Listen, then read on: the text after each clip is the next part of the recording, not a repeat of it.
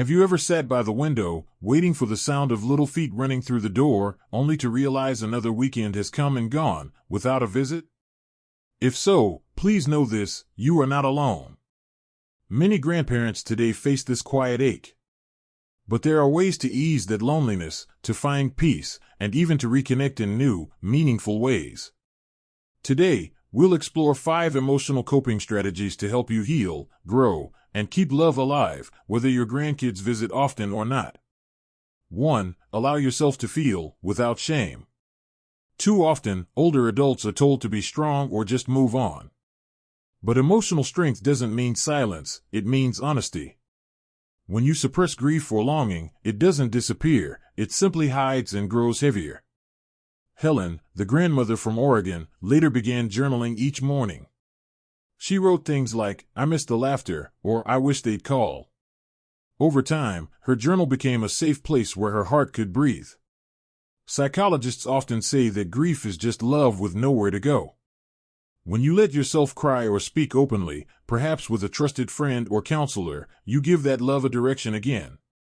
Feeling deeply isn't a weakness, it's proof that your capacity to love is still alive. 2. Remember, it's not always about you. As we age, it's natural to interpret distance as rejection. But relationships evolve, not because love fades, but because life expands. Think back to your own younger years, how busy you were juggling work, children, bills, and dreams. Your grandkids are living their own version of that now. Understanding this doesn't erase the ache, but it softens the story you tell yourself. Instead of "they've forgotten me," try "they're out there growing into who they're meant to be."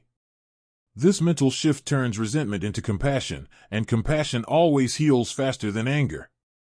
3. Reach out, don't wait out. Many seniors hesitate to reach out for fear of bothering their family. But love is rarely a burden when it comes gently and without expectation. When Marjorie began her weekly voice notes, she didn't try to give advice or express guilt, she simply shared presence, a small joke, a memory, a kind word. That authenticity made it easier for her grandkids to respond. Connection today doesn't have to be in person. Technology can feel intimidating, but it can also be your bridge. A short text, a shared photo, or even commenting on their social media post can keep your presence alive in their world. The goal isn't to chase their attention, it's to remind them that your love is steady and unconditional. 4. Nurture your life beyond family. One of the quiet tragedies of aging is that many people forget they're still allowed to dream. But you are. When Thomas joined his gardening club, he wasn't replacing his family, he was rediscovering himself. Purpose can be as simple as mentoring a younger neighbor, starting a small art project, or adopting a pet. A fulfilled life radiates energy. People, including your family, feel that light. In a way, living joyfully becomes the best love letter you can send to your grandchildren. It shows them what resilience looks like, what aging gracefully really means. 5. Keep the door open, but protect your heart. Evelyn's story reminds us that even love needs breathing room. When she stopped calling daily and simply said, "I'll always be here when you're ready," something shifted, both in her and her daughter. Protecting your heart doesn't mean building walls, it means respecting your emotional boundaries. You can love deeply without waiting anxiously. Try this: set small rituals that bring peace when you miss them, a morning walk, lighting a candle, or saying a quiet prayer of gratitude.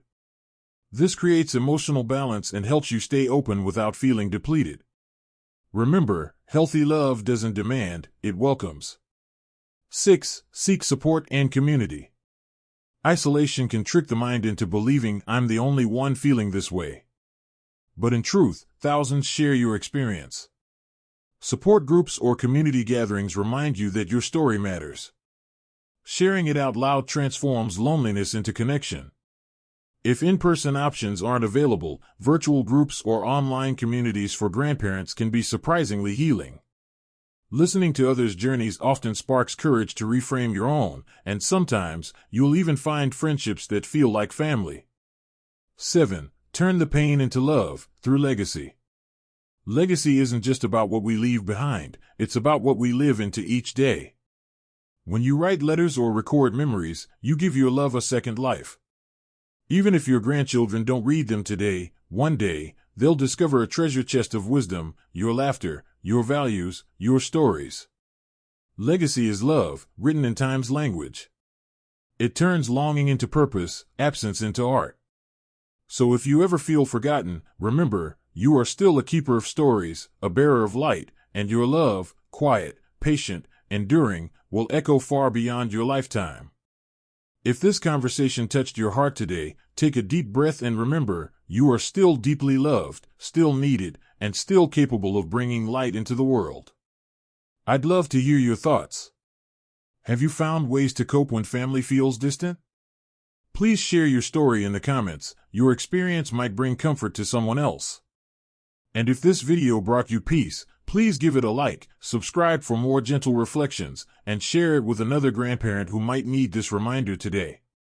Because love doesn't fade with time, it just finds new ways to shine.